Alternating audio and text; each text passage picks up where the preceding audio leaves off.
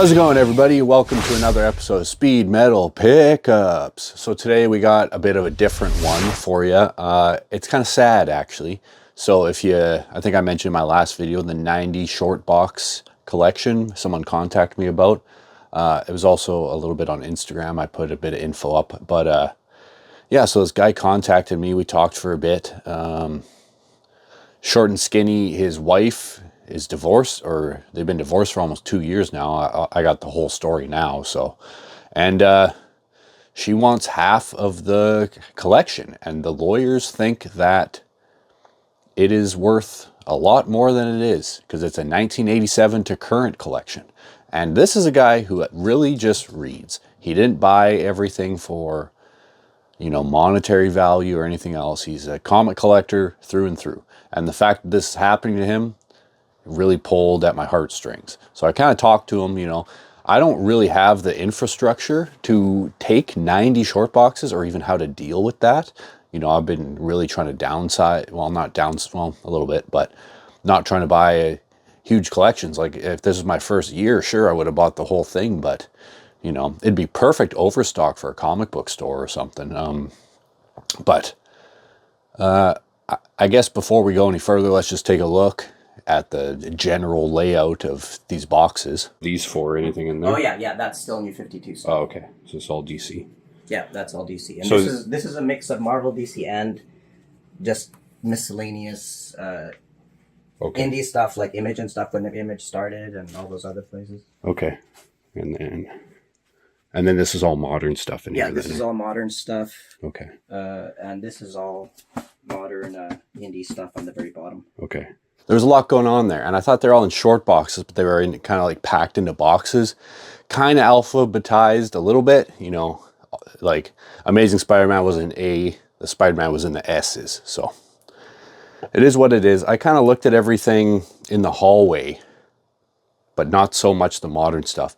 Going through it, I kind of started to understand that all the keys had been pulled out. The only key I found not pulled out was Uncanny X-Men 221, the first Mr. Sinister, but everything else was pulled out. So, because a lot of you guys, I was like, what the keys, Batman Adventures 12 was removed. All the Knicks books were removed. I didn't see any Ultimate Fallout. It could have been in there somewhere, but probably not. This guy was a very knowledgeable dude. He knew what he had, and he already had some of the stuff on eBay. So I went through all those main boxes. We chatted, had a coffee. I was there for like 3 or 4 hours, right? Trying to help him build a game plan on how to deal with this. And then I ended up going through some of the key boxes. I pulled up 10 keys. One is a big personal grail that I've been looking for. Hint, hint, the shirt. So yeah, made a purchase of that, and then decided to help him out going forward. So pretty much some backstory on what's going on. Him and his wife worked together 14 years.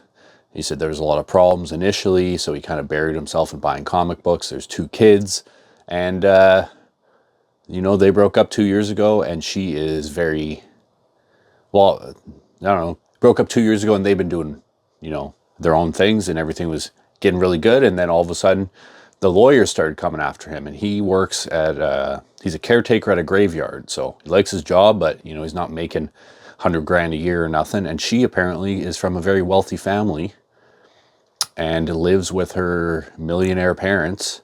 And when they pass away, she's going to be sin large, multimillionaire probably.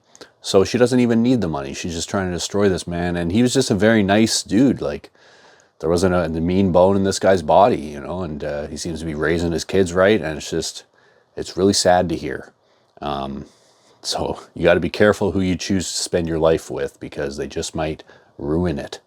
So yeah, it's brutal. So whatever he gets, she's getting half. And the lawyers are convinced that there's like $100,000 here or more or whatever. And they're not giving him time to sell either. Like, it's like they want this collection like gone by like Friday, or they're going to start sending, letters of whatever. I'm not a lawyer. I don't know what's going on in that, or how much I should even be talking about this stuff. But But yeah, it's just kind of sad. So I gave him some advice. I might talk to the lawyers and just kind of educate them, because like I went there more as an appraisal than to actually purchase it, right? So because he's already selling some stuff on eBay and doing that all. So, and part of the reason I'm doing this video is kind of like putting it out there. Like, this would be perfect inventory for like a brand new comic shop, right? Honestly, it's probably 5 to 10 grand, maybe 20 grand. I don't know for sure, how much you can make in the end. But if you know anyone that's wanting to start a comic book shop or needs tons of inventory, like full runs of stuff, like an actual reader, like it's a pretty good beginner collection. So I told him to hit some comic book stores. I talked to some of the local dealers that are bigger than me, and to even reach out to, maybe Alberta, Vancouver Island, maybe down south. So, I told him I don't have the biggest reach, but I'll put it out there. You never know. People are always looking for stuff. So if you're looking to start a comic book store or just start doing this in general, this is the collection to do it. And he's got a lot of keys there still. I only took 10. There was probably 3 short boxes of keys. So I just took the higher grade stuff that I thought could probably get a 9.8. And yeah, I think that's about most of that. So anyways, let's take a look at my little key collection here. So here is the first thing that I got. Pretty stoked on it. First print. So there is a little crunch in the corner there, and a little bit of scuffing up here. It's more a personal copy. I don't know. I'm kind of like, should I just keep it like this so I can actually look at it and read it, or should I get it slabbed? I've just wanted one of these for a while. I'm a huge Tick fan. I've read these a little bit, I think up to like issue 5. Going back, I kind of wish I would have got the rest of the collection, but still, awesome to have that. And then we got another copy of this. So I did sell one of these at a 9.8 earlier this year for, I think, like $1,900 or something. So it's pretty high grade, but there is a pretty bad crunch on the back here that might be able to be repaired. But I don't think it's a 9.8 contender, but it's still pretty rare and pretty cool. So here is an absolutely minty copy of this. I got one of these in the last collection there, but this one, if this doesn't get a 9.8, I'm moving to Uruguay. And then I don't know what I'll do when I get there. I might come back eventually, but hopefully I don't have to go down that route. All right, and this was probably the best part of that collection. I haven't had this before, and it's pretty high grade too. Yeah, the back looks really nice. I hate Scotch tape on comics. Let's take a look at the back. Pretty damn nice copy.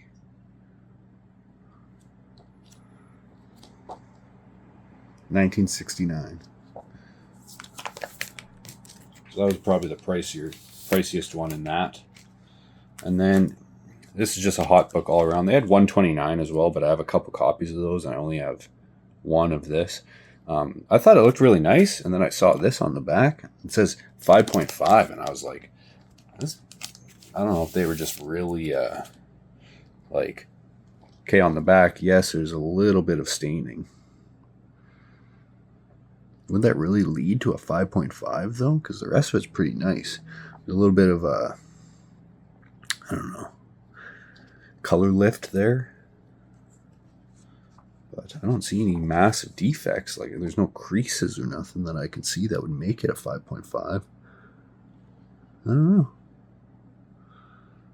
Maybe I'm missing something, but a 5.5, that's like, I was thinking like an 8 at least. But what do I know? Maybe the tanning is that bad. 244, 9.8 contender, 266, possible 9.8 contender. There is a little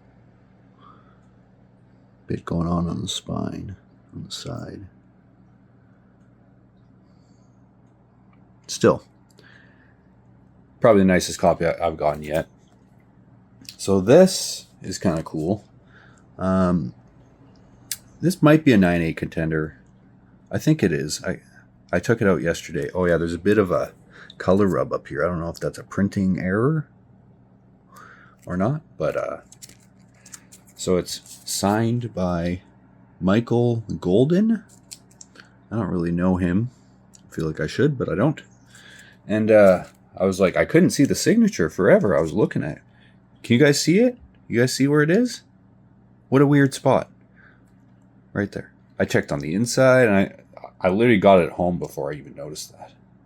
So that will be going to CGC for one of their things. I thought this was a 9.8 contender, and I was looking at it, but that the staple, I don't think so. Maybe a 9.6. I don't know how hard they hit for those. So that's a cool one that seems to be missing from every collection. So this was pulled out, obviously. First Damian Wayne. Just a cool cover.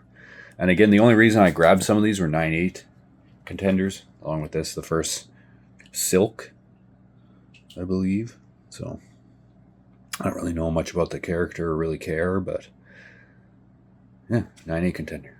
Can't say no. Yeah, so as you can see, that first tick is pretty damn cool. There's also a second printing with the red cover. I didn't know that it was worth pretty much the same as the first print in a 9.8. Like, why? This doesn't make any sense to me.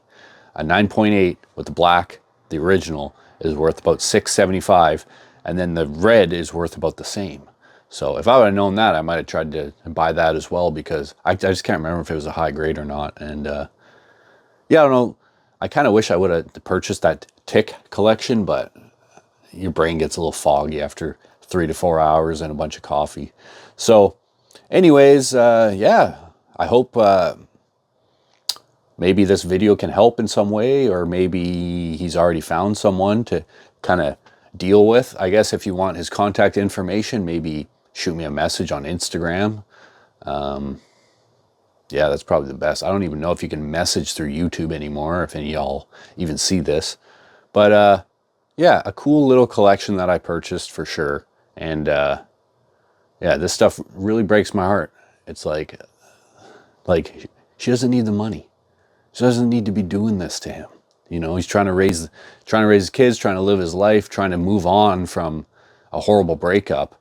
And you know, I was about to say Nepo baby, but I think that has more to do with a recent Star Wars actress. Well, I mean, white people crying actually was the goal.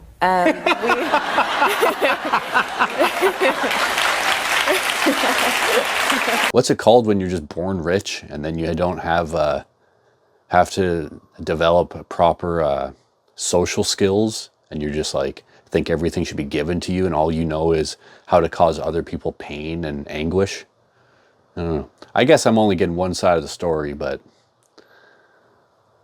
it's pretty damn sad. Anyways, Speed Metal Pickups, kind of a sad ending, but you know, I gave him as much encouragement as I can. You know, I've been a trainer for a long time, so I've heard some stories, and yeah, in the end, he'll be fine. He's a good dude, but sometimes you just got to get through it to get to it, as someone I know likes to say. Anyways, thanks for stopping by, and put out some positive energy for him. Cheers.